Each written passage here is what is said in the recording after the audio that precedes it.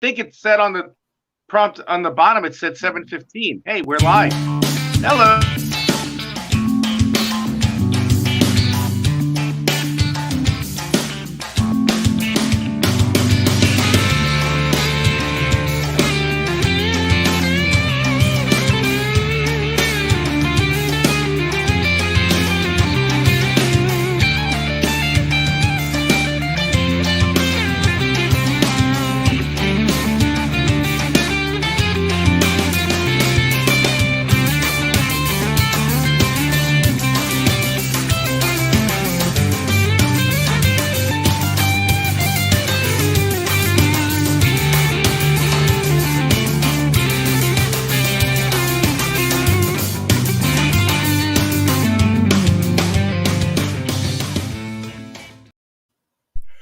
And welcome to another edition of Creators Outlet. We are live in the UK with Rich Perotta, formerly Yes, that's me. Hi.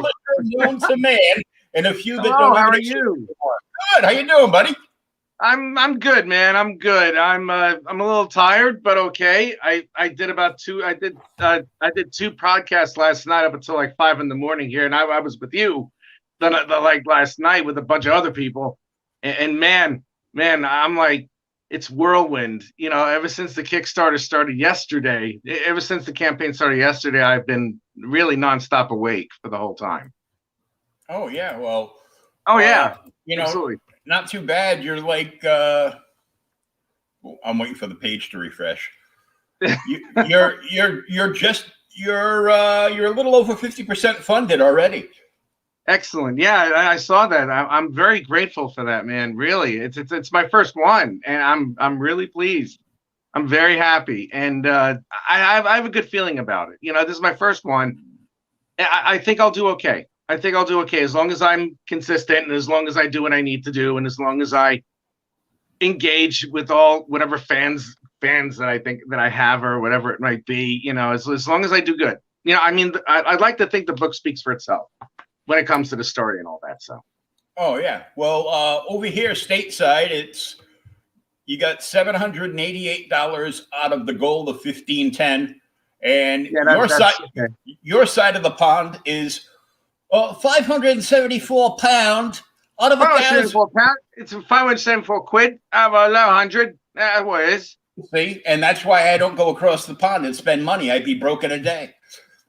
Oh God! The exchange rate. My friend Dan, incidentally, the best man at my wedding. He went to Oxford University when he was a kid, and the exchange rate was like £1 for $2 American. So if you want to talk bad, that's bad. It's like it was 50 cents to the dollar. You know, it's 50 cents to the pound. You know what I mean? It's the exchange rate is odd. You know, food's cheaper here on the whole because you visualize it as like 1 quid or £1 or something, but it's actually like 150, 175. You know, so yeah. I mean, it's yeah. No, I'm pleased so far. I'm pleased. Yeah, it's close to 600. It's not even.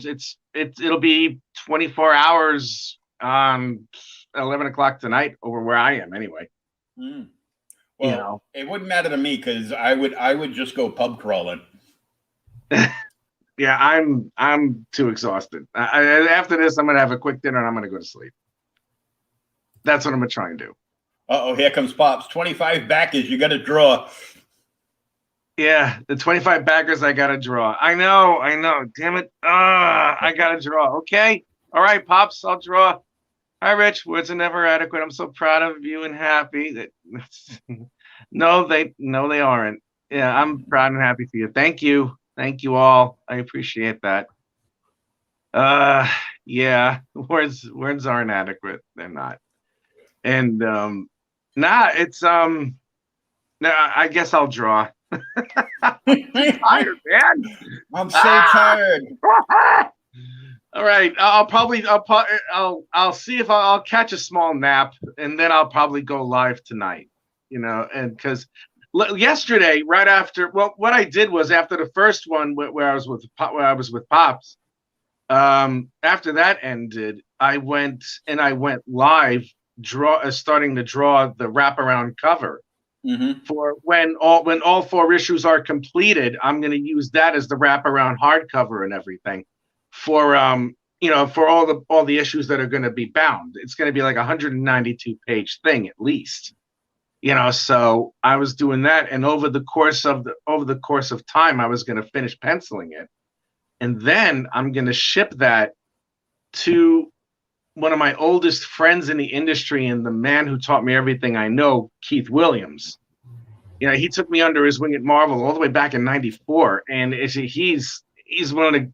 I love him. He's my father, really. He's my second father. He's inked a page or two in his time. Oh yeah, just a couple. Just a couple. His bibliography is, it goes beyond the horizon. On a clear day on the top of a mountain, that's how much work this man has done in his lifetime. And it's like he taught me everything he knew. He didn't know me from a hole in the wall, and he taught me everything he knew. And I wouldn't be here if it wasn't for him. Not at all. And what I'm going to do is I'm going to take that double-page spread, and I'm going to send it to him, and he's going to ink it, and then he's going to scan it for me so that I can color. So he's going to scan it for me, and then I'm going to have my friend Phil Leone color that sucker. It's going to be the first one that I'm having everybody collaborate with. Oh, good. You better get that done and send it over to Phil now. He takes forever. Is he watching? That he's listening to you? Either that, or he's like, let's see what kind of crap he's talking about me today. Oh my God. I love Phil. Phil's great. Phil's an awesome individual. He really is. So I get to be friends with Roland Mann from Silverline. Who's that? I'm sorry, who's that? Roland Mann from Silverline. And Phil's coloring a book for Silverline. Oh, okay. All right. So I found out because the day after I did a catch-up interview with Roland, yeah, Phil and Pops were on a show, and I was like, "Oh, where's my pages?" He goes, "Did Phil hire you to be my new editor?" So I told him. He goes, "Yeah, keep busting his chops for him until they get the whole book back." Oh my goodness. He's an incredible colorist, though. Oh, he's good. He's good. I would have hired him if I would have hired him if I wasn't destined. Well, I'm not poor, but I can't afford a colorist at this point. So I just did it myself. So everything you see on the book, on the digital print that I sent you, that's all me. Everything, the writing, the penciling, the inking, the coloring, and the lettering, everything. That's all me. All me. I noticed when I was going through the book, especially like the first few pages, the heads had like a French European look to it almost. Yeah. I don't know if that's because you're over there and you've picked up various styles from. That's how I've been drawing all my life, really. That's how I've been drawing mostly, to be honest with you. Well, it's been a good like 15, 20 years since I read that Booster Gold run we were talking about earlier. Yeah, it's my style. I mean, my style is adopted, especially when I was a kid. One of the first comic books that I ever picked up ever in my life was X-Men number 166. That was it was printed in 1982, and Paul Smith was the artist there. He was the artist for the X-Men, and he's this guy did the storyboarding for the Lord of the Rings animated movie in the 70s. He's just so damn good when it comes to telling a story. I modeled my storytelling after his. I mean, just the way that the way that everything flows and all that. He was my great inspiration with that. I mean, nowadays I look towards filmmakers for like storytelling or something along those lines. But yeah, my style has a lot of Paul Smith inspiration behind it, and his look is not usual within the American comics scene. It's not. I mean, it's clearly different. Paul Smith's style is great. To me, it's perfect, but it's different from the American standard of comic book storytelling. Yeah, well, back in the day, there was the Marvel way to draw, the DC way to draw. We want everything uniform. It's like, no. Now they don't want anything looking alike, and they want, they don't want anybody that works on interiors to do a cover. Yeah, that's weird. That's weird. I don't like that. I don't like that at all. I mean, I like to be able to, unless I'm, hey, Rob Regan's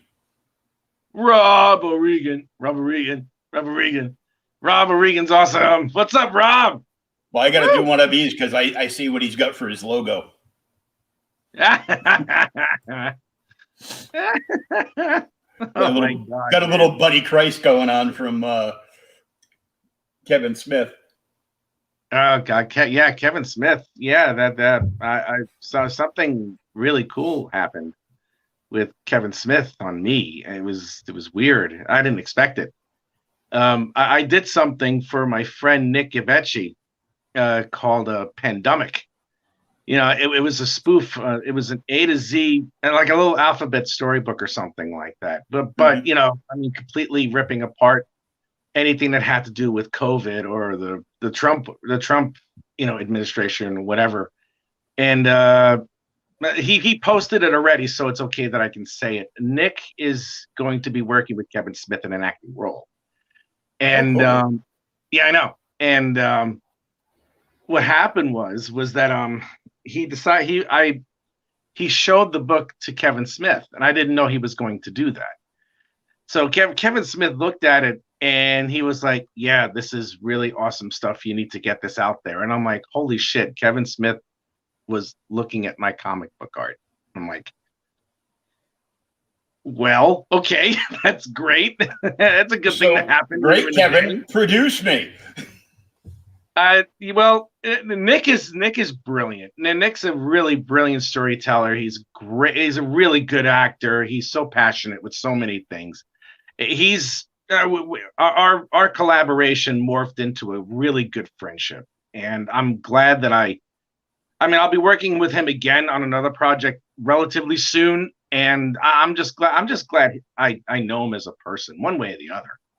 And that's what I love about this industry so much, is because you meet so many good people of like mind, and even if their creative methods are a little different, and there's always a common ground. And I truly love collaborating with so many people, because they want the same thing that I would want, just to tell a great story. And that's what we're all here for, really, to be honest with you.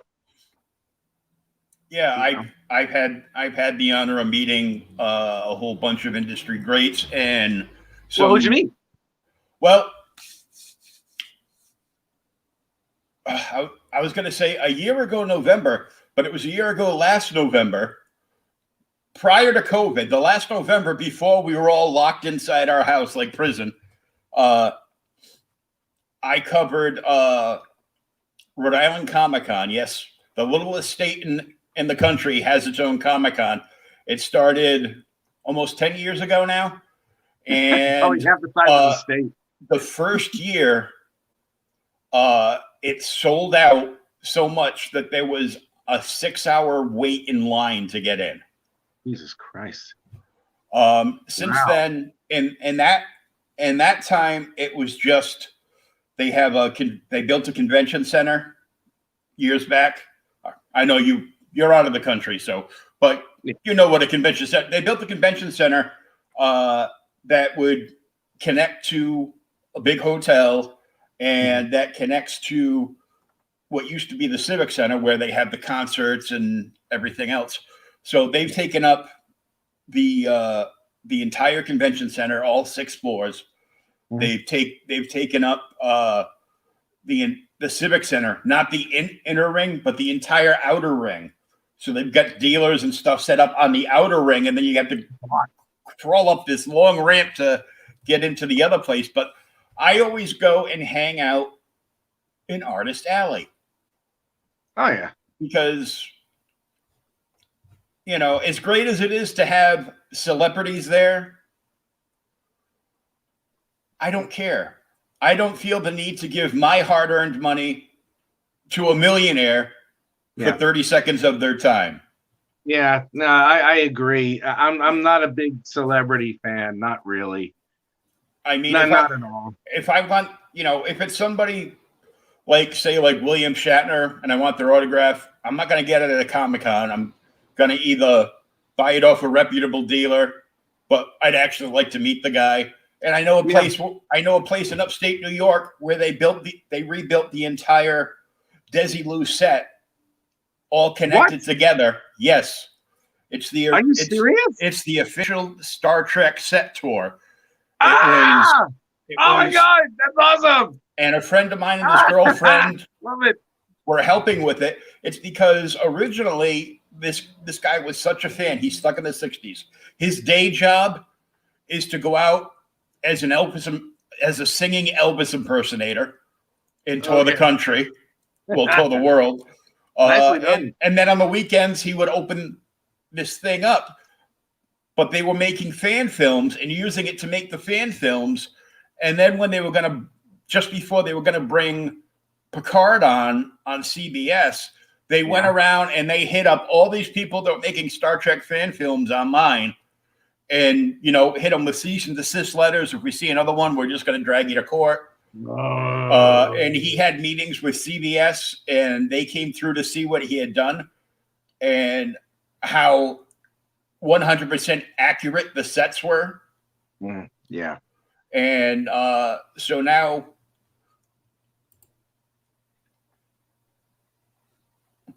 yes, you definitely need to go there. He probably would, Carly. He would. I'm sorry, he would. That would be amazing. I'd love to go. I would 100% love to go without any question at all. He is become such good friends with Bill Shatner that Shatner will just call him on a whim. Hey, what's going on?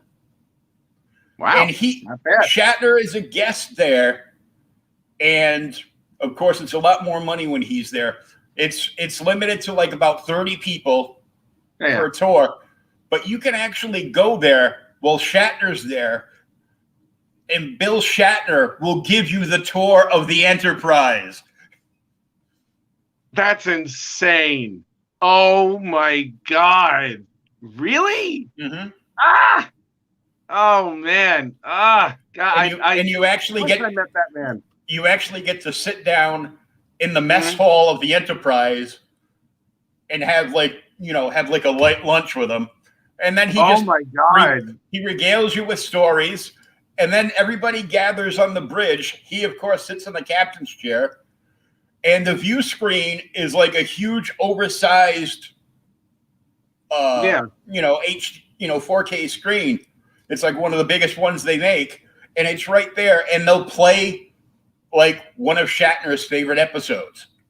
Oh, my God. And you just get to sit there and basically screen an episode of Star Trek with William Shatner. Woo! Oh man, that's a bucket list thing. Holy crap! That's something you gotta do before you die. That's something any Star Trek fan has to do before they kick the bucket. That's just nuts. Oh my God! You're gonna take a nap and now wake up with William Shatner in your dreams because you want to go on the set tour. It just may be. I hope I'm. It looks like I have to draw again. Mm-hmm. It looks like I have to draw. So, I'm going to have to do, after I get off this with you, I got to have a light dinner. No, not a heavy dinner, because if I have a heavy dinner, I'll just fall asleep. You just sleep through the night, yeah. Oh, yeah, I'll be, boom, that'll be it. And what'll be worse is that I'll be laying down and I'll be woken up. And I'll be woken up like an hour later by the smallest sound or the smallest movement. And then I'll be awake the whole night. So I'm just like, well, I think I'm just going to, I'll push myself to absolute exhaustion tonight. And then maybe I'll have a sound sleep because I slept maybe 2.5, 3 hours. I didn't go to sleep until about 5:30. Yeah, I talked with everybody last night until 5 o'clock. Well, 5 o'clock here in the morning, where it's just midnight, in the States. Mm. So then I got up at like 8:30. The cat jumped on me and decided he demanded his human feed him, which I did. There's still food in the bowl. Yeah, yeah, but I know. not in the middle. Shit. He does that. It's like, hey, here we go. He does that crap. I'm like, here's a bowl. I got a few. It's all prepared. And then he just looks at me, meow, and then that's it. He scrapes the floor. He looks around, and then he starts eating again. And he's funny because it's like, I'll have the food in the middle of the bowl. He'll eat the portion that's in front of him, and then he'll look at me as to turn the bowl around to make sure that he gets to the other part where he didn't eat yet. This is how much of a diva this cat is. He looks at me like he expects me to do this, and I'm like, what do you want? And then I'm like, wait a minute. Go get my spoon and feed me, Ooman. Oh, forget it. I was like, does he want this? Like, I turned the bowl around so he gets more of the food in front of his face, and without even thanking me, he proceeds to eat, finishes, and then he looks at me again for the last quadrant that he wants to eat, and I'm like, man, you got to do this yourself. I am not your bowl turner. No. My cousin's cat's like that. Her husband's always telling me, he goes, this cat will eat all the food in the center of the bowl and then look at me like, why haven't you fed me? He goes, and you can't take an instrument and scoop the side of the bowl like an ice cream carton and put the food back in the middle, because he'll push the bowl away, walk over to the cupboard where he knows his cans are, and just scratch at the door until you open it up and give him a fresh can. Cats are dumb. I don't want this one. Cats are the dumbest creatures on the planet. They really are. I don't want this one. It's crusty. Oh man. Oh boy. Yeah, that's just too much. What do you think of the new Star Trek shows so far? Well, what do you think of those? Well, the fake Star Trek show has been the best. Which one would that be? Starts with an O. I can't remember the name of it right now. Lower Decks? No, I didn't. Lower Decks was meh. Yeah. Yeah, there were a couple episodes of Lower Decks that were entertaining, and the rest of them were just, who writes this? Yeah, I could swear the people who write Rick and Morty are too busy writing the Star Trek episodes. It's like, I'm waiting for Rick Sanchez to come aboard, like, from the Excelsior. He's like, yeah, this is my ship. I won it in a bet. Like I beat Lando. I beat Lando for the ship. I think because Rick and Morty is so popular that they're trying to make that Rick and Morty in outer space. God, and it does not work. No, it doesn't. And the thing with Rick and Morty, as we segue to Rick and Morty, they go way too far in between episodes or seasons. I mean, you have to wait 18, 19 months for like the next season for like 5 shows. And then it's you're stretching it a little bit. I mean, I haven't really been into Rick and Morty for the last year. I mean, when they were running shows and everything, I was hooked, but it's like, it's almost like a year and a half until they decide to produce more shows. Oh, the fake Star Trek show I'm talking about is I'm sorry. The one that was written by the guy who created Family Guy. Oh, the Orville. The Orville, that's the one. Yes, the Orville. I like the Orville. I loved it. I like it. I like it a lot. It's more Star Trek than Star Trek. Yeah, I know. The first couple of weeks that was out and Discovery was out, the only memes I saw were, wow, the fake Star Trek show was much better than the real one. Yes, it is. It didn't. But there's I did not like. I like some of the characters on Discovery, but I did not like the show as a whole. Like, even when they brought Pike on, I'm like, okay, it's gotten better, Yeah. but it's still a crap show. I tend to agree. I mean, it's like I tend to agree that they made it more episodic this year. Mm-hmm. They made it more episodic, and like all of season 2 was like the whole Red Angel thing, and it took forever for them to reveal Spock, with the mountain man beard and the foofy hair like mine or something, and it's like, I'm still logical even though I talk really fast. It's like Spock never talked fast. He didn't look like that. He never had a beard. He didn't do anything like that ever. What are you guys doing? It's like they messed up Spock a little bit. I mean, it's not the fault of the actor, of course. I liked Pike. Pike was good. Ensign Mount's up there. He's a great actor for that role. And Mystique made a nice number 1, so I was happy about that. So it was just that's it. But there's a YouTube channel. I don't know if I'm allowed. I think I could probably say it. Have you ever heard of the Critical Drinker? Yeah, I thought that was me. Oh, okay. Well, no. No, there's a YouTuber who reviews movies. His name's The Critical Drinker. I'm a fan of his work, and he rips apart Discovery, and rightfully so, because it appears that Michael Burnham is the key to the survival of the Federation, both in the past and the future. It's like this chick. Oh, hell no! Hell no! Like she is diverse female space Jesus. That's who she is. That's all she is. Diverse female space Jesus. There is nothing that this person can do wrong ever. She beats up and knocks out guys twice her size. She's almost so smart to the point where she will look at Tony Stark's, nanotech armor and say, hey, there's something wrong here. And she'll fix it and make it like 5,000% more efficient in 5 minutes. Because I know that's who Michael Burnham is. She is the focal point for every single thing. And after a court martial and after repeatedly disobeying captains and admirals' orders, they make her a friggin' captain at the end of season 3. And really? And to that, I give a big. Oh yeah, Fanabula, Bafankul. I'm just like, no, I can't do it. It gets to a point where it's like that it claims to be too smart for its own good. Mm-hmm. And there was this one thing. There was this one thing that I thought that was really strange. The one of the new characters, the one who was transgender, the one who doesn't have a gender.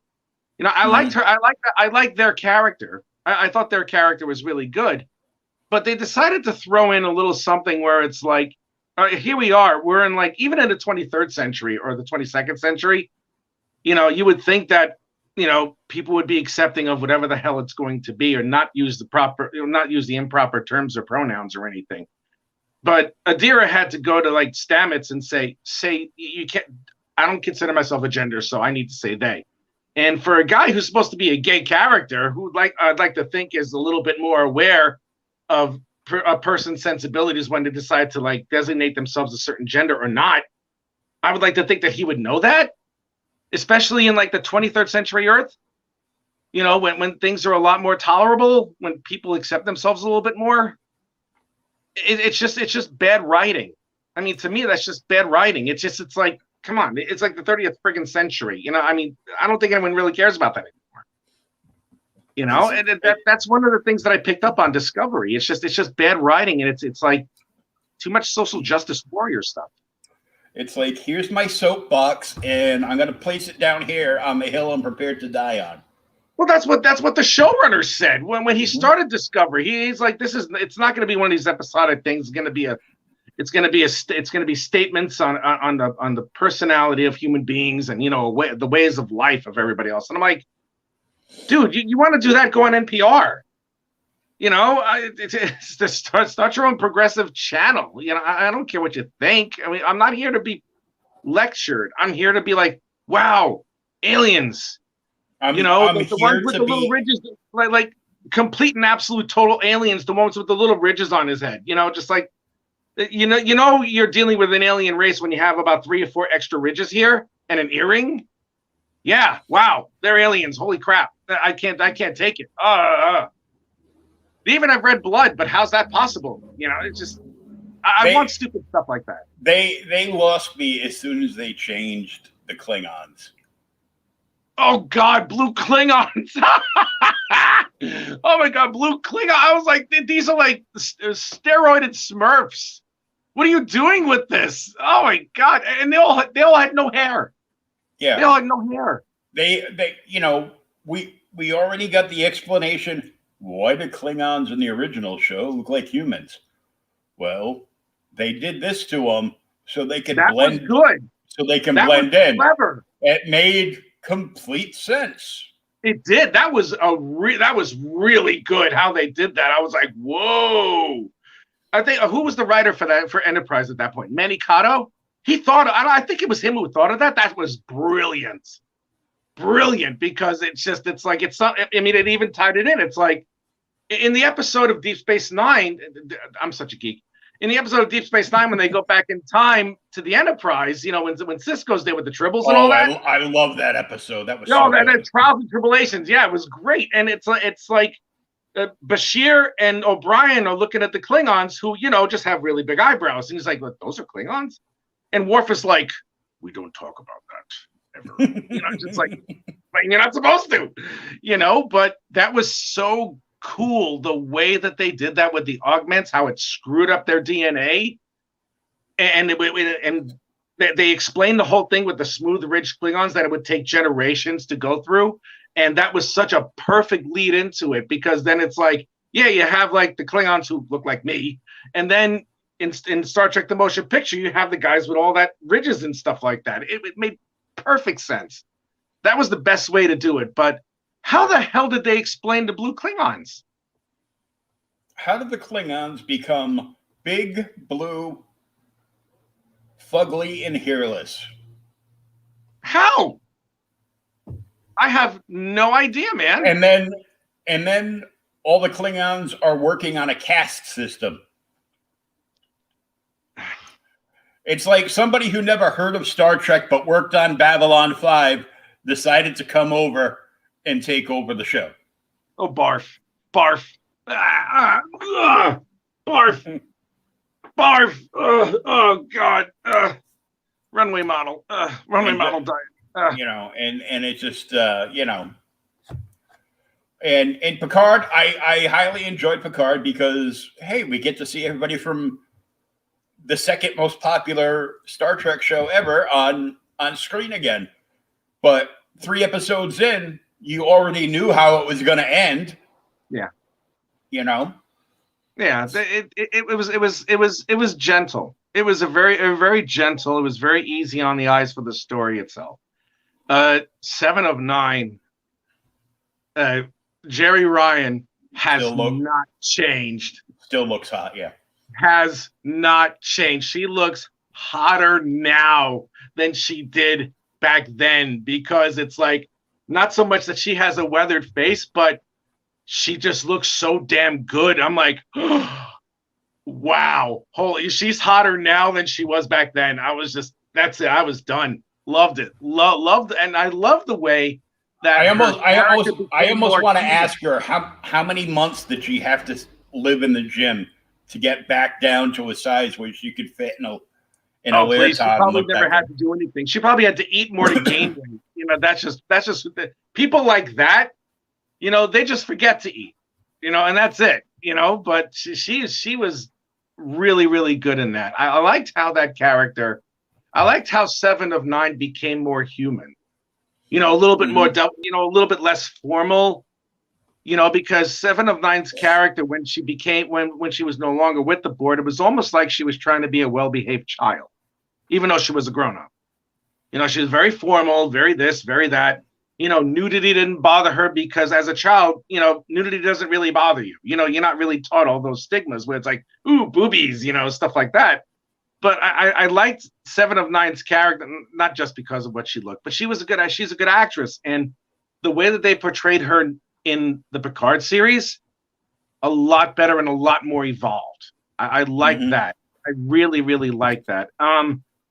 Rios is okay. He's your standard swashbuckler guy. He looks just as home. He looks at home if you just put a blaster on his side, and he's wearing a black vest with a white shirt. It's just he's Han Solo in Starfleet uniform, or was a Starfleet officer. Rest of the cast is okay. It was nice to see Brent Spiner again. It was really cool to see Brent Spiner and just have him that send off and everything. And the turn where what I really loved when they went to Nepenthe and they went to Will and and Deanna's place. Mm-hmm. Well, like the one of the most touching parts of that was like Deanna knew immediately what was wrong with him. And they wanted to remind the audience that, she's an empath. She can feel things. And she was like, oh God, he's dying, and what's up, Rebel? What's up, man? And Will was sharp as ever. He was able to determine in like 2 minutes what was up. Sharp as ever, and it was just like really, really good stuff, man. I liked Picard. I did. I liked Picard a lot. I have to admit. Hi, Ryan. Hey, Ryan, what's up? How you doing? Yes. All right. Yes, so, if I may, you may. I may. Okay. I, Rich Perotta, am the writer, the artist, the colorist, and the letterer, and most likely the printer as well, of the inaugural release of my graphic novel, part 1 of 4, The Incantessi. This is me. This is my artwork. It is a story. It's 48 pages long. Here's some of the interior art. It's pretty cool. I'm going to show you another couple pages, which is like action-packed, so it's not all talky and everything. I don't like that. I did a comic once where I had to I did 20 pages of sequential art where the superhero and the backup characters, all they did was talk in a closed automobile shop. That was it. See, look, action. Ooh, suspense. Look at that. The guy's shooting a cop who turned to an alien zombie thing, and the bullets are going through him, and it's like hitting people behind because he's a dumb cop. Not all cops are dumb, by the way. It's just he was just a stupid police officer who's panicking, and he's like shooting, and he gets his comeuppance, with a shard thing that just goes through his chest, his shoulders, and his brain, stuff like that. It's a story about Cassandra Rossi, who is a dancer who happened to be a ballet dancer at this point. And it turns out through accidents and ways that you really shouldn't be finding. Thank you, Ryan. I appreciate that. I have plenty of, by the way, anybody who looks at my Facebook page or is friends of mine on Facebook, I post a lot of the Incantessi art there and on the Incantessi page. So if you want to see some of that, that would be great. She discovers in the worst ways possible that she is not only destined to be one of the greatest sorcerers or masters of the mystic arts of all time, but she is also the keeper of this sect of banished sorcerers called the Wrath. Now, the Wrath are actually an offshoot, a different branch of the Incantessi. I mean, the name of the book Incantessi is not like a person. It's a group of like sorcerers and witches that were hunted, just like, in Europe when they hunted witches and they burned them at the stake or did whatever they did. I need a copy put on my socials. Okay. I have them. I have a Kickstarter going. So if you want, and what happened with that is like some members of the Incantessi got tired of getting killed. So they decided to fight back against anybody who was trying to do that. But then a bunch of them got a little bit bloodthirsty, and they were really liking the fact that a lot of them were dying. A lot of like these witch hunters, quote unquote, were dying. So they decided to form the Wrath, and they decided to try and wipe out all of Europe. And it turns out a lot of the Incantessi decided to join the Wrath. So there was maybe a few Incantessi left to the hundreds of Wrath that were, ripping up all of Europe. So in a last-ditch effort, the few remaining Incantessi that were there, they conjured a spell and pulled the souls, like essentially killed all of them, pulled all the souls and banished them into a pocket dimension because they couldn't destroy them.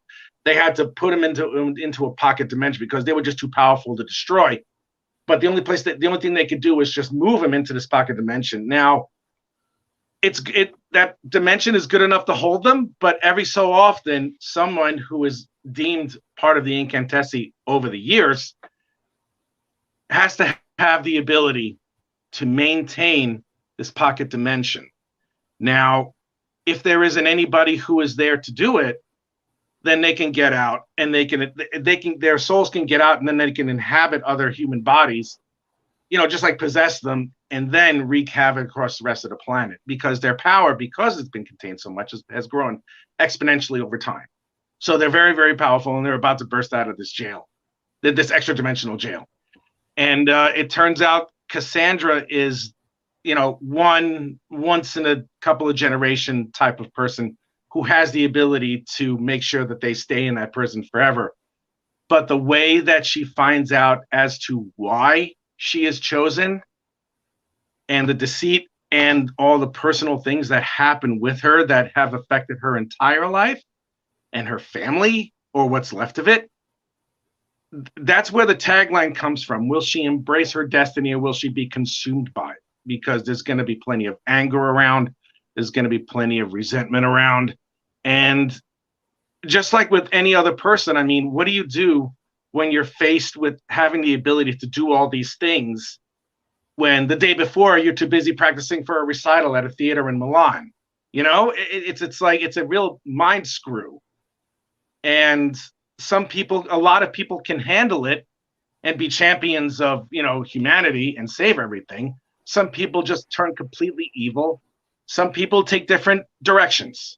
And depending on what's going to happen in the story, I have an idea of where it's going to go towards the end. I have about 3 different endings, but I'm not too sure where it's going to go, because, all stories, they morph and they change over time, and they get less detailed and more detailed depending on what it is. And I have an idea of where it's going to go, but it won't be one that's going to be hokey. It's not going to be a usual like superhero trope where it's going to be that's it, So, and I'm going to leave it open-ended too, because with any luck, with this Kickstarter that I have for Incantessi that I launched yesterday, which is more than 50% funded already in less than 24 hours. Thank you very much. Woo! I'm happy. I'm going to see how far this goes. At the very least, I'm going to do this 4-issue limited graphic novel series. I'm going to release it quarterly, and if there's more fanfare, I'm just going to continue doing it. And that's the reason why I'm here. That's one of the reasons why I'm here. I love talking to this gentleman. I mean, we're talking Star Trek for like 20 minutes. It's awesome, So no, I have to thank you for inviting me onto this show, man. I really enjoyed it. I love geeking out with you. I would love to do it again, just for, just to have fun. Not to promote anything, because it's like your knowledge of all these shows, it surpasses mine. And because I'm like, I remember, sorry, there's something about Mary. I remember stuff when it comes to like, I remember episode names and all that stuff. And so do you, dude. That's awesome. It really is, man. No, it is. It really is. It's something. I mean, because we're touched by that. A lot of our lives. I mean. Most of our lives are based on stories from Greek mythology, religion, all that stuff, and all these other stories that come around, that they just perpetuate that, it reminds us that even if most of us don't act like it, that people are thinking about it and putting it in stories. And if they put it in stories, at the very least, there's potential for something like that, for that type of heroism or that type of tragedy. Where we all have to learn from it one way or another. Also, all stories have a lesson, one way or the other. Most of them do. I like to think all of them do. And most I hope definitely. That I'm sorry. I hope that the story that I'm going to tell, that I will tell for a very long time, I hope, will provide a lesson or two. And Ryan, FYI, if you scroll all the way up to the top of the chat, the link for Rich's Kickstarter is right there, and we're going to take a look at it right now. All right. Ba-doing. That's it. Oh, and you've gotten more pledges since we've been on. What is that? What is that number? How much is that? Just went up again, 829. 829? Is that American dollars? 829? That's American dollars, or Yeah. All right. 604 quid. Okay, 604. Wow. All right. See, I can be taught. Not bad. No, it was 570. It was 574 before I went on tonight. Mm-hmm. So yeah, I'm happy. So yeah, I'm gonna. All right, I'm gonna go live, and after I finish with this, and I hope you're there. By the way, I'm gonna go live in about an hour, and I'm gonna do a nice little draw for about an hour, and you'll see the double page, the big cover spread that I'm gonna be doing for when I take all 4 issues and combine them into like one really nice booklet. Oh yeah, because as you know from talking in the pre-show to me, I love me a hardcover.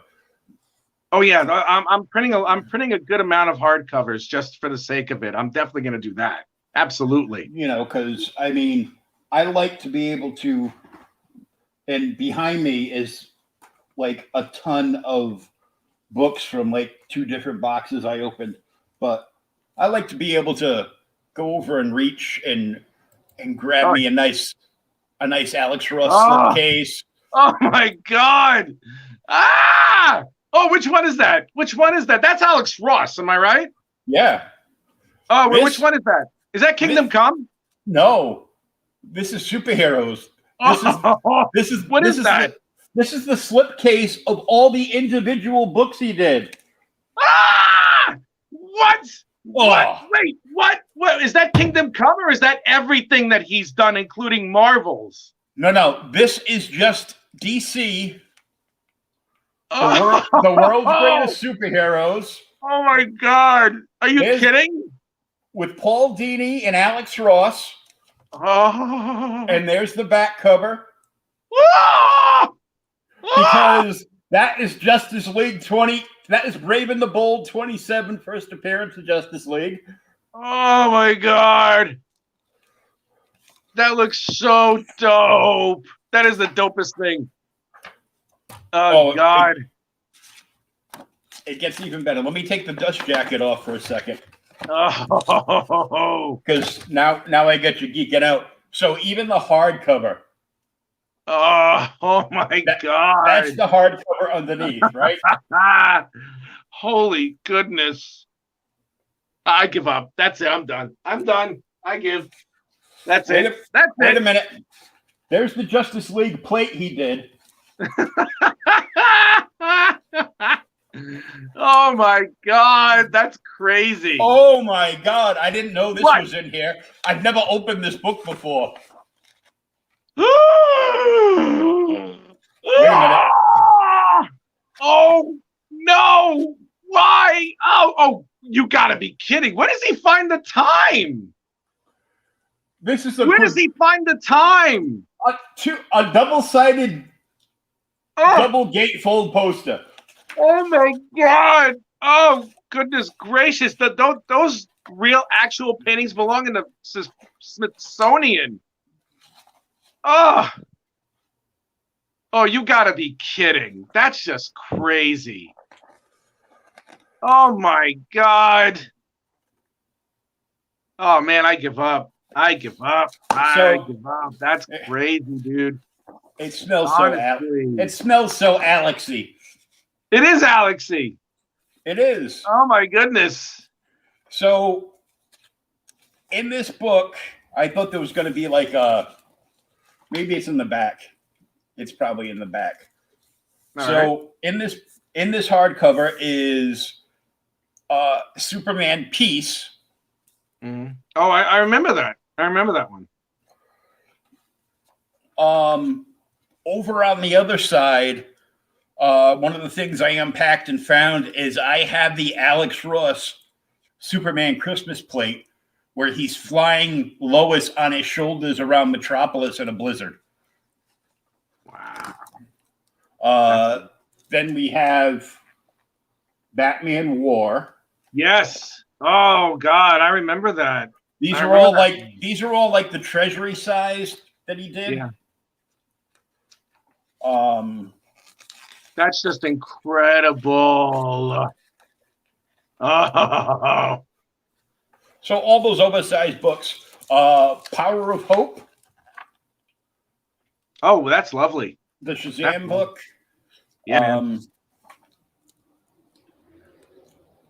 And I don't know if it's in here, but he did this amazing piece of Billy calling down the thunder, and like he starts to like the picture of Billy, he's actually turning into a cloud as he morphs into Captain Marvel. And we have Wonder Woman Truth is in there. Oh, I love his rendering of Wonder Woman. It's fantastic. It's very Linda Carter-esque. Yes, very Linda Carter-esque. Yes. Oh God, I love Linda Carter. I didn't see the Wonder Woman 1984 movie, but I know she was in it at the end, and she looks fantastic. Oh, cool. There's Aquaman. There's Seaman. Yay. God. Please don't call him Seaman. I said Seaman. There's a difference. Oh, yeah. The Secret Origins book. Green Lantern. Yeah. All right. The Secret Origins book. Oh, I love that. Yeah, that's some good stuff. Liberty and Justice book. Green Arrow is one of my favorites. He really is. He really, really is. And then there's like acknowledgments. This was from 2005. And oh, good Lord. Somewhere is that. Whoops, I got to put the dust jacket back on. Silly. Yeah. I was wondering when you were going to do that. It gave me an excuse to actually dust the box off. It's been sitting in storage for almost 6 years. So well, that's a good thing. I mean, yeah, something like that needs to be preserved, my friend. It really does. And the other thing that I had forgotten about is somewhere in my vast collection over here is the Alex Ross Crisis poster. Oh, yeah. George Perez drew it, and then Alex Ross painted over it. Mm-hmm. Because that's incredible. I can't. Wow. What they did in that Crisis box was, let me take me off of full screen. I'm kind of scary. No, you're not. Is they did the same thing they did with the old Comico box for Grendel. Okay. Where they took like this big massive Comico poster and they folded it over the books but inside the box as kind of like an end cap. And they did the same thing with the Crisis box. Mm-hmm. Is they did the George Perez poster, and on one side it was the George Perez side, and on the other side was the Alex Ross side. Oh my God! So I never hung mine up because I would have needed ceilings as high as I have now, with drop hooks and everything to just clamp on the top of it. So when I went under it, I could see one side from one side and one side from the other side, you know? Oh man, that's just crazy. So I'm looking forward to having something like that of Incantessi when this is all done with next year. I am too. There's a bunch of things that I knew, but I didn't realize that I had to do just yet. And it turns out now I have to do it. So I'm gonna do it. I laid out I laid out a message on social media as well as the Kickstarter thing on the Kickstarter message board where I'm gonna go live every day. And it's going to be I'm going to go live every day for about an hour drawing. And it's going to be all Incantessi all the time. You know, I mean, when I draw pages, I have a marriage of traditional and digital drawing. So what I do is that I take some of the pages that I do and I just pencil them in and then I scan them. Or all I do is really just take a picture of it and then I start inking it in digital. So there's going to be times where it's now that I have this, what I'm going to do with more of the pages here for this issue, for the second issue, I'm going to do them traditionally as in like just full pencil and ink, and I'll just have them scanned and then pop them in. But then there's going to be times where I'm going to do it digitally as well. So I mean, it's going to be a whole clavicated of things. I'm even going to go through the process of how I color and how I letter, just to, just to hammer home, like, this is how I do things. So, and I hope a lot of people are going to be there. You're welcome, Ryan. I appreciate it. I mean, I hope a lot of people just get to know this character, because I'm deeply in love with this character. I really am. And it's like I said before to you, it just popped up out of nowhere. And that character, and just Sophia, when she just asked me to do that commission, I had no idea it would change my life the way it has. And it has dramatically, really, truly. And I'm so happy that I have this thing. I really do. And I'm so happy that I have this with her, because she's been great. She's been supportive. She's, my wife too. She's been very supportive and very understanding with me also. Big props to my lovely wife. I love you. And I love you, Sally Ward. You're my wife, and I love you so much. And she loves that you finally learned how to make gnocchi the right way. That's how I'm going to pronounce it. That's the way right. I learned how finally. Well, I know it's gnocchi, but I'm like, there's a G in there. Oh God, yeah, it's Gnocchi. Gnocchi. The G is silent. Mm-hmm. I used to make it with an egg to bind it, but it turns out I really didn't have to do that. I just had to make sure it was frozen. Who knew? Not me. And the artwork we're seeing right here is a page from issue 2, not issue 1. That's from issue 2. I already have about 6 or 7 pages completed, art wise, the black and white art.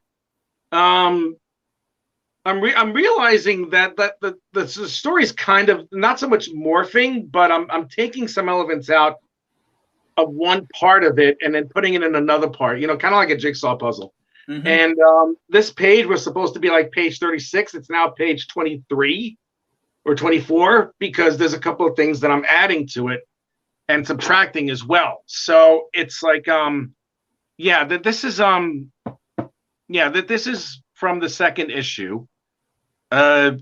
This is Lilia, one of the 3 girls from the first issue, whose main ability, I mean, so some of the girls who are witches or do have that mystic ability, they only have like maybe 1 or 2 abilities that they focus on and they make their primary thing. It's like Cassandra's supposed to be like the Mickey Mantle, but you can say that Lilia would be the Reggie Jackson. She's only good for hitting home runs, but Cassandra can do everything. You know what I'm trying to say? Mm-hmm. She has far more usage of abilities than this one does. But in this part, she's been corrupted, and a teleportation disc is entering, within her body, and it's discorporating her as we speak. So she's not long for this series, unfortunately. I think we can tell that from the bottom panel. Well, yeah, kind of. She is fracturing. I mean, that's a pretty damn good fracture. I like that. I was like, oh yeah, I'm gonna make this like here, but not too much. I don't want her exploding just yet. I want her like floating away, kind of like Thanos. When he goes and then poof, it's like floating.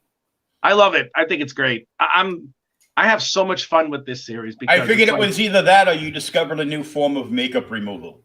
It could be. It could be, I could submit that to Maybelline and maybe they can use that high ultraviolet radiation or something. Yeah, and if you scroll down, there should be some more art. I think that's my that's part of my bibliography. The stuff that I worked on over at Marvel. X-Men, New Mutants, Deadpool. Yeah, just to name a few, man. I must have hit like 80 titles when I was there for a decade. Captain and as an intro, I jumped from one title to another. I'm not too familiar with this Captain Marvel. I'm leaving it there. It's supposed to be Captain Marvel, but I'm leaving Captain Marvel because I'm going to see if anybody notices. Oh, so far 3 people have. And I'm leaving it. I'm like, that's it. Captain Marvel, that's it. I'm leaving it. Not Captain Marvel. It's Captain Marvel. Because I don't like the new Captain Marvel. I like the old Captain Marvel with Monica Rambeau. Mm-hmm. Loved her character. I mean, she was able to manipulate light. And she's part of the MCU. She is now. Yeah. Mm-hmm. She was showcased yesterday on over the weekend with the WandaVision show. I like her. I really like her character out of nowhere. I was like, oh yeah, give her something. And Absolutely. from everything I've seen and followed up on, that WandaVision is 100% a complete setup to the new Doctor Strange movie. Oh, absolutely, absolutely. Yeah, it's following in the beginning. It's following the storyline that Wanda wound up creating a universe for herself, and then grew so powerful, and she she got rid of all the mutants, like 95% of the mutant population of the planet Earth at the end of it. I think that's probably how they're going to introduce mutants into the MCU. Yeah, because we've already seen the Wolverine costume appear somewhere. Yeah, exactly. I have a feeling that that's what they're going to do. I mean, like Wanda, maybe Wanda will, I don't know, explode or release her power, but her power will permeate certain people with certain genetic dispositions, and they will become the mutants or whatever it might be. And this is a commission. This is a commission that I did for a lovely young couple who are about to get married. They're goth. They're decidedly goth, and they wanted to be rendered gothic. So I did, and they loved it. And I sent it to them a little while ago. And I can't. They love it, so I'm anxiously awaiting for them to get it. It looks like it's right out of Lestat. It is. It's a little bit Lestat. I wanted to just pick not so much generic, but I wanted to pick something that was not even so much safe, but something that's common. Because I'm like, man, I'm not going to do all these like super elaborate costume thingies where I'm going to get it wrong. No thanks. And they were more than satisfied with it. They were more than happy, and I was happy that they were happy. So it was really cool. That's the cover for the first issue. I'm going to do a variant cover. And I think I showcased a variant cover that Phil Leone showed me that I did a while ago that turns out, people like better than this cover. So I may do that I may redraw that one as a variant cover. As a matter of fact, that's a good idea. If I get the wraparound cover done within a couple of days, I think I'll just do I'll do a reshoot of the variant cover. That's a good idea. I think I'll do that. Oh, I'll let everybody. I love the coloring on this though. Thank you. That's mine. That's my coloring. Yeah, man. It's I know what you're coloring. I've been here for the whole show. I'm sorry? I know what you're coloring. I've been here for the whole show. Yeah, that's true. I'm sorry. It's I'm not going to say that coloring is easy. It's not. I take it to its basic levels, and the way I do it is really it's efficient. It's quick and efficient, and it looks good. And I wind up. One thing I will say I do is I lower the saturation of the colors.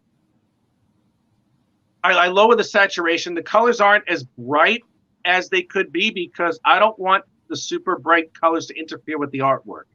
I want it to be a nice marriage with it because there's a lot of books that I see where there's an incredible amount of detail and it looks fantastic with the black and white. And then you get someone who's a Photoshop expert for the last 100 years and they do every single thing that they possibly can do with it. And even though the coloring looks good, it's fighting against the black and white artwork, or the black and white artwork's fighting against the coloring. So it's like I mean the black and white artwork I think is good enough. Yeah, I feel it's pretty good, and the coloring I don't want any of it to overshadow or interfere with the stark shadows of the black and white art. So that's why I mute everything. And even when I mute everything, it still comes out pretty bright. So it's just, it is what it is. But I love her look. I love the way that she's designed. I love the purple color because the purple means royalty or some sort of power, and the gold that emblazons her and everything. It just accentuates it. It just brings it out. I love the way that this character is designed. I designed it out of nowhere. It's like, poof, there you go. It's like sometimes your best ideas come out of nowhere, come out of your butt. Not like I pooped this out because this is perfection. Nothing perfect comes out of my butt. So I said that. I said that out loud. This is not only the cover, but it is the A3 print as well. Yeah, it's the A3 and the A4 print. Now, A3 is close to 11 by 17. Now, what I'm going to do is I'm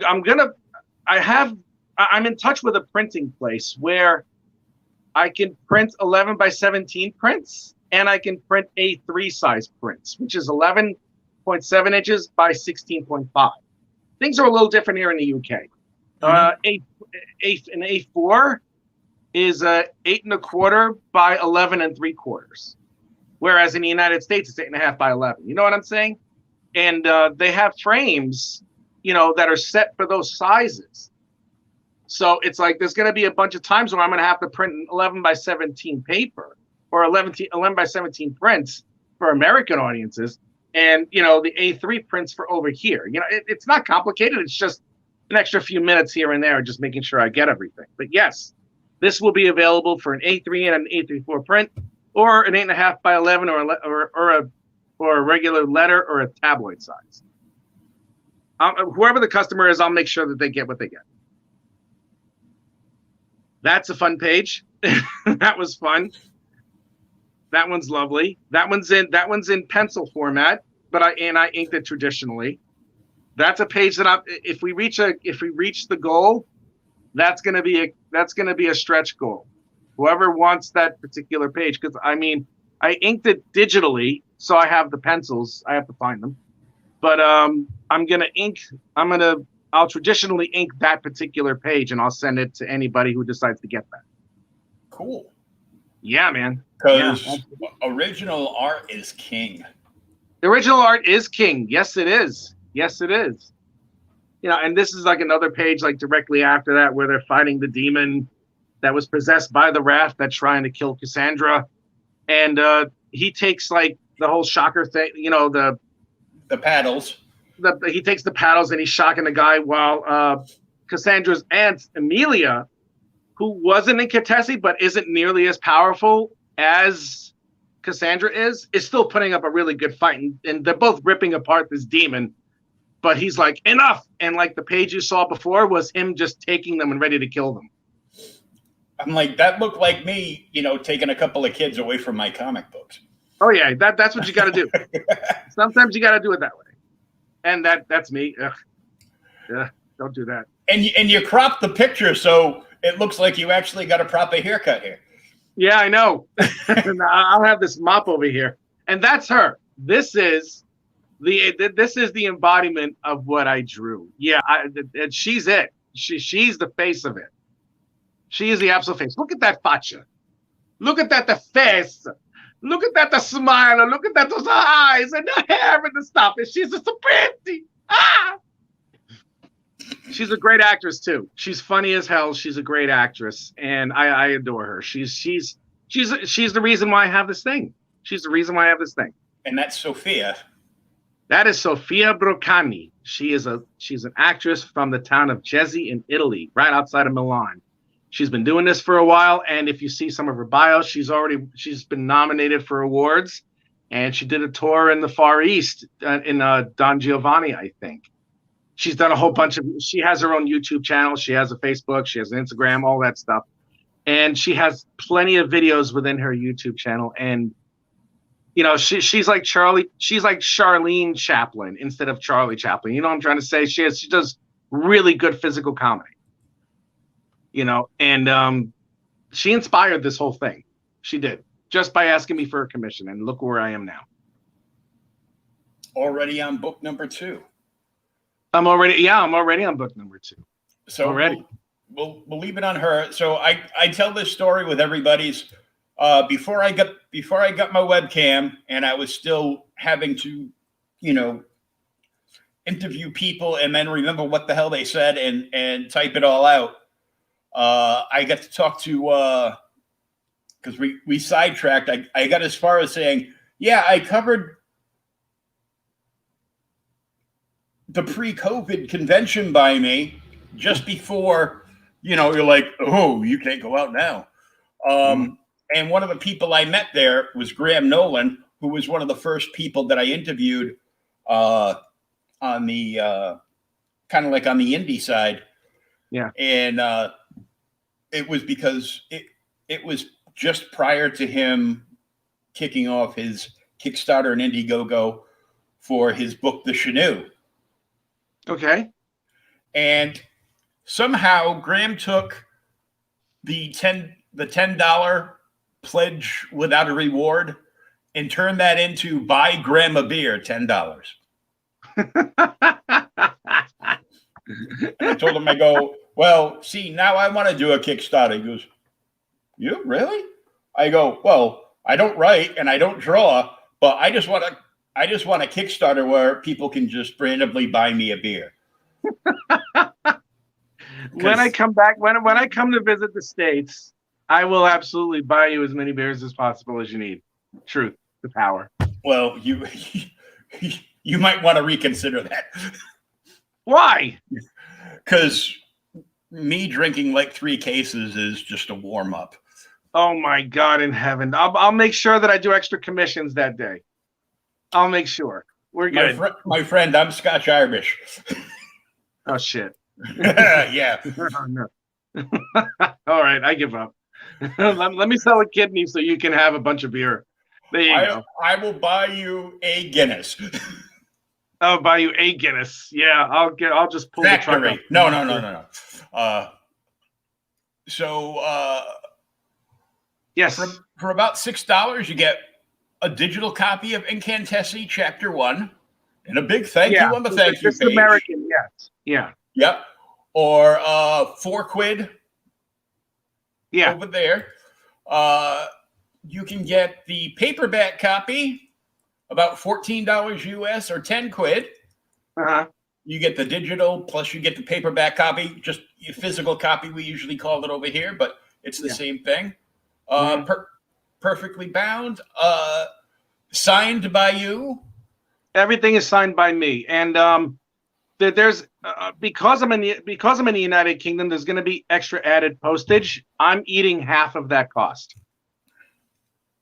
I have to eat half of that cost because it's just my main goal is to get this out there. You know, I'm eating a good amount of the postage. So I mean, I don't care. It doesn't matter to me. I'll still make a little bit of money out of it, but I'm just letting you know that it's like the whatever postage. Mm-hmm. If you're in the United States and you purchase it, and the postage is like whatever it is, it's quite a bit more expensive. So I'm taking care of that. So if you're on the U.S. side, you can do your pledge, and then you can up it a few extra bucks to help out with the postage. Well, that's what I'm doing. That's all. That's what I'm doing. Yeah, I'm gonna. You know what? I may change that because this is the first one I'm doing. So what I may do is like maybe up the price a little bit, and then get rid of the postage thing, and then just do it that way. I just want to make sure that I'm doing it right. You know, I'm still. I mean, I'm still not so much confused. I'm like, is this the right way to do it? Is that the right way to do it? Mm-hmm. Which I should have consulted a couple of friends, but so far so good. I'd like to think it's doing okay. I mean, what do you think? It's doing really good so far. Well, thank you. I mean, I hope I haven't screwed up or anything. No, it's gone up. It's going up a couple of pledges again. So, holy crap! How much is it now on the Americans, the British side? Let me scroll the up here. $8.29 US. Oh no, that's the same. It's $6.04. I thought I saw something move. Okay, well, that's not a big deal. I'm happy. I'm happy. Don't worry about it. I'm 26 backers and 29 days to go. So, of course, Pops is still sitting in the background going, "You got to draw." I am gonna draw. You got to give me an hour. Give me 1 hour after this finishes. After we finish here. Yeah, Pops. He needs a little bit of food and a little cat nap. Yeah, I need a little bit of sleep. It would be nice, but I will announce it, and I will definitely do some more drawing. Trust me. But some of these they're limited. So there's only 50 copies of the paperback edition. There's only 42 left because 8 people have already bought it. Yeah. Well, there's more as you go down the rewards. There's combinations where it's like there's a paperback and a hardcover offered, and then you have a paperback, a hardcover, then prints, and then paperback, hardcover, prints, and then commissions, and then the whole enchilada, which is the last one on the bottom, where it's like paperback copy, hardcover copy, commission, what else? Prints, and a guest appearance as an NPC in issue 2. Oh. Yeah, for like 90 quid, which is like what, 110, 120 bucks. It's like there you go. A couple of, there you go, Pops. You know how Pops, a couple like, of people have remarked that it's like they've seen an offer like that, but for like 200. I'm like, no, I'm not going to do that. There's plenty of room to put people in there if they have to be in there for whatever reason it might be. So yeah, I just want, I like to go down like all the ones one at a time so everybody can, can hear what's going on. It's okay. So keep going. 15 quid or 21 American. You get a hardcover copy signed. Of course, you get the digital version, and one A4 print. Mm-hmm. And of course, everything is signed by you. So yeah, and everybody gets a mention. Anybody who donates anything gets a mention in the comic. And there's only 10 of these available. There's only 6 left because 4 backers have already grabbed the hardcover. Because let me tell you, that is very cheap for a hardcover. Really? I thought it was expensive. No. Well, actually, like stateside, $24.95 is usually like a 2 to 3 issue like story arc hardcover. Okay. All right. So it's a few bucks cheaper and even better because it's coming from, across the way. Yeah, that's true. Okay, good. I that's the one thing I was worried about more than anything, that I was overpricing it. I just want to be sure that I'm doing okay. I want to. Oh no, it's right on par. Okay, good. And paperback and a print, there's a limit of 20 of these. There's still 19 left. You of course get 1 copy of the paperback, one of the A4 prints, both signed. Yeah. And a pledge of 25 quid, 35 American gets you a hardcover, a paperback, and a print. Yeah. And of course the digital book to read. Yep. Yeah, the digital is going to be in PDF format and also what's that format again? CBR? Yeah. Yeah, it's going to be in both CBR and PDF format.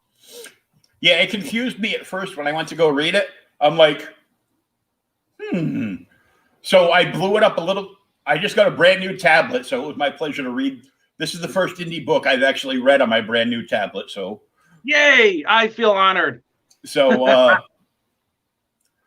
I blew it up and was just, I'd scroll when I finished. I'd scroll one down and all the way to the left. I'd read that page and just go, scroll the page over because it was just like, on panoramic view. Yeah, exactly. That's how I lay out. That's how I'm going to lay out the digital thing. I have to lay it out 2 pages at a time. So it's like, instead of having to like turn the page over, or just scroll down, it looks stupid.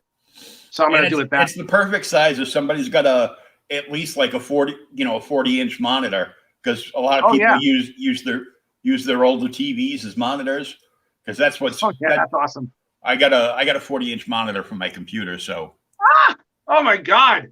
I can only imagine what it looks like as 40-inch monitor. Holy crap, man! Well, that way you don't have to scroll anything. You just read it the whole way down, because my screen will take up the whole. It'll take up the whole screen. That's true. That's very true. So the hardcover, paperback, and a print. 2 people have already backed on that, so there's only 8 of those left. Excellent. And then 50 quid or 69 American gets you an A4. See that? See, you taught me stuff already. Gets you an A4 commission, hard and soft covers, and a print, plus the digital copy. Yeah, that's a bargain. That's a bargain. Oh yeah. You're getting a commission. That alone, the commission alone should be at least $1.50. Yeah, the next Kickstarter, it might be a little bit higher, but again, I mean, it's just like I said, I want people to come in and I want them to see what I do. Mm-hmm. You know, I want my work. I know I do know the worth of my work. I do. I want people to see it for themselves.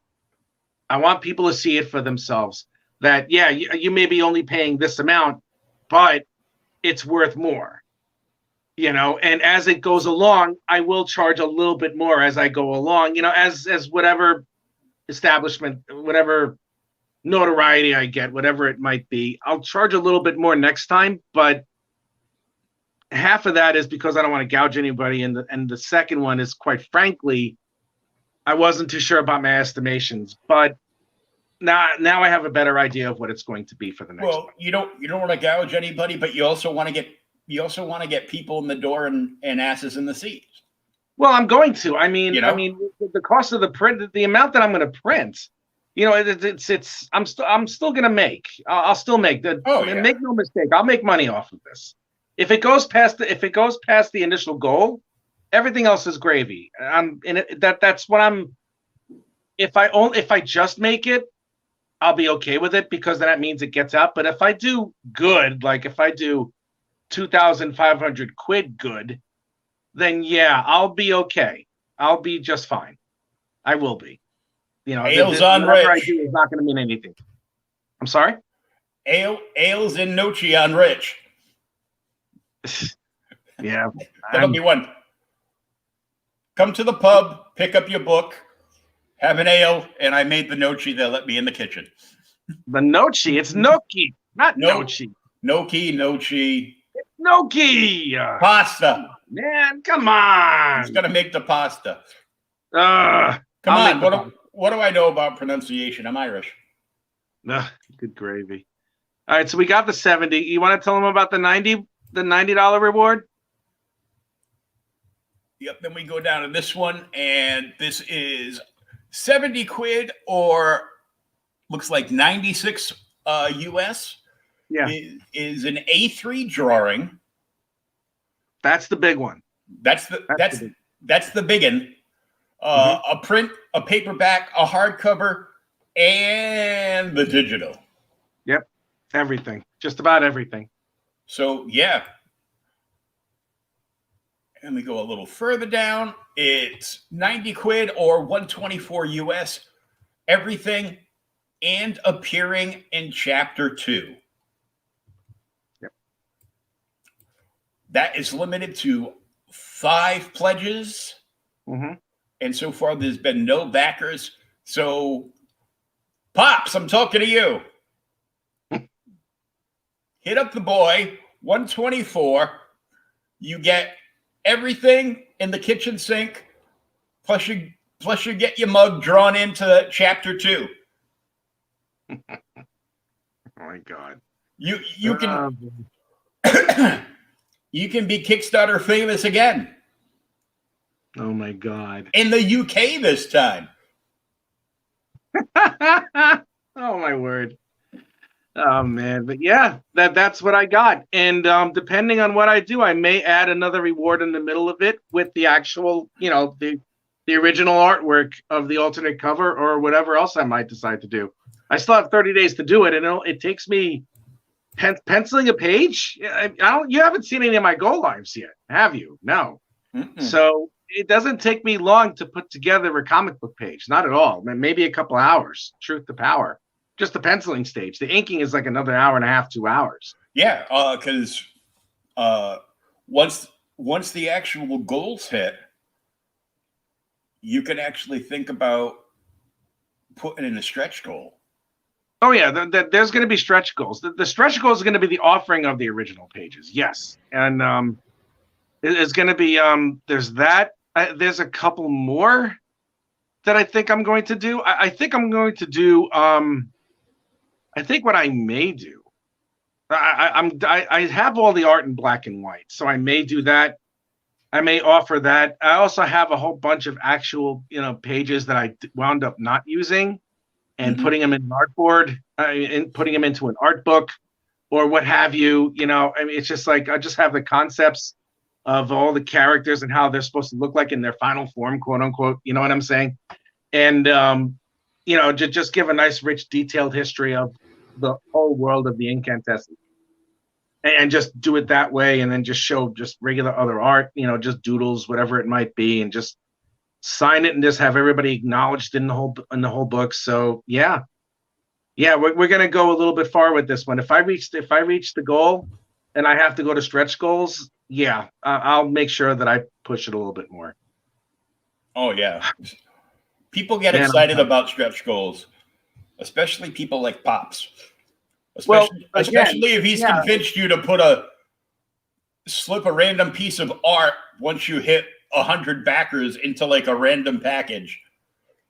It depends. Yeah, I know he already talked about that. I know he talked about that last night because he talks about that on everybody's, because he's won a couple of times, and I can't fault him for it. It's a great idea to have something based on the amount of backers to get more people involved in the project.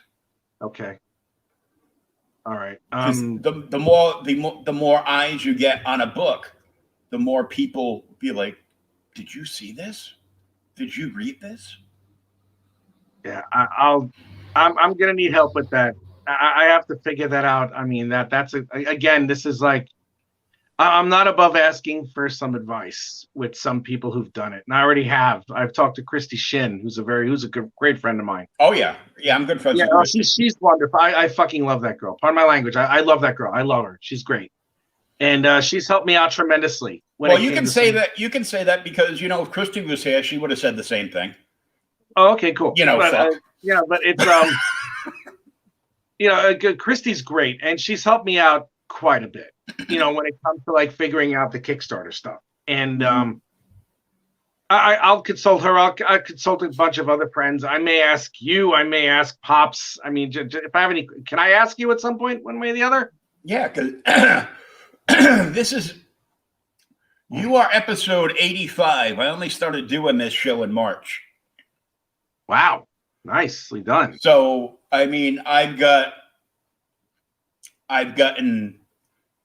1,000,001 ideas from various other creators that are all doing either self-funded, crowd-funded, some people that have been picked up through Diamond, and talking. Now this word is, I said this the other day on another show, that the word, when we're talking this industry, the word pros is misused. We think of pros as somebody that is working for the supposed big two. Yeah. But in actuality, pros is anybody in a field that's getting paid to do something. That's true. That's very true. I'm an amateur because I don't get paid to do any of this. I just love doing it, because if we had conventions back right now and I was going to conventions, I'd be going to conventions, hanging out in the artist alley. Nice. Like I did the other year, where I got to hang out and chew the fat with Graham Nolan for a few days. I got to meet Neil Adams while he was in a good mood. You know what I'm talking about. I think so. Yeah, I ran into him once. I was afraid. I'm fearful. I will never have that man ever look at my book, because no matter how great I might think it is, or anybody else thinks it is, he'll look at it and be like, "Oh, this sucks. This is shit. What's wrong with you? How dare you put this in my face? I'm not going to the bathroom now. What would I need it for at that moment?" Just that would be it. His favorite thing to do is to tear up and coming talent down, because he wants to make sure he gets as many. Yeah, he wants to make sure he tears everybody down, so he gets all the jobs. But good for him. It doesn't work like that. But I get to talk to him and tell him, what a lot of his work, because I'm a huge Batman fan. Yeah. Particularly of this guy. and what it meant to me, and thank you very much.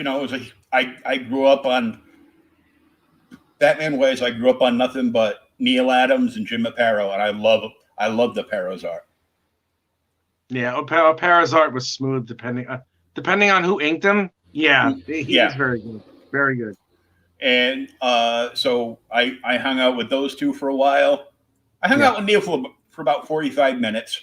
I got to meet Marty Abrams, the creator of the world's greatest superhero toy line from the 60s and 70s.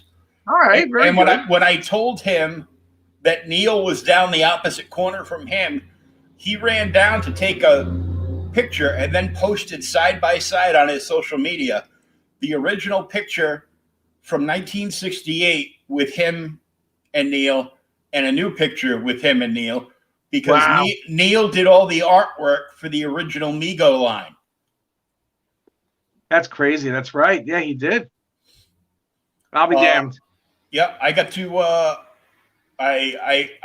I chatted for a few minutes with Joe Rubenstein and Christopher Priestley, who's back on one of the Vampirella titles. Okay, good for him. Good for him. Bill McKay. All right. Hey, sorry, I love boobs, and he likes drawing boobs, so I guess I'm a fan. I like boobs too. I don't want to come across as like an artist who's exploitative. I'm not saying that he is either.